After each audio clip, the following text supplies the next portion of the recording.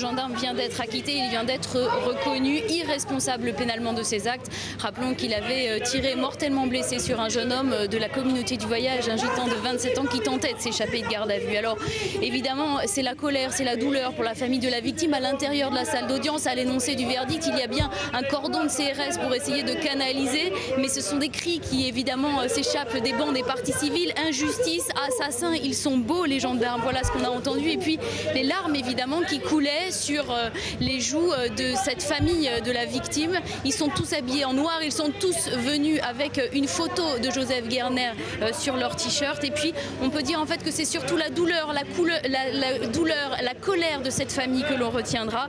Le cordon de CRS a ensuite fait évacuer toutes ces personnes qui se trouvent aujourd'hui, là en ce moment où je vous parle, devant le palais de justice de Draguignan.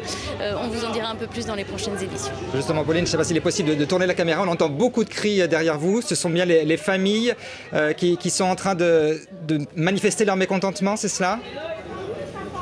Effectivement, vous le voyez, vous l'entendez sûrement, ce sont ces cris de colère. Vous voyez la mère notamment de Joseph Guerner et puis une personne qui est issue effectivement de la communauté des gens du voyage. C'est la représentante des gens du voyage dans la région sud et elle ne cache pas aujourd'hui son écœurement. Je vous rappelle, le gendarme Monchal vient d'être acquitté par la cour d'assises de Draguignan.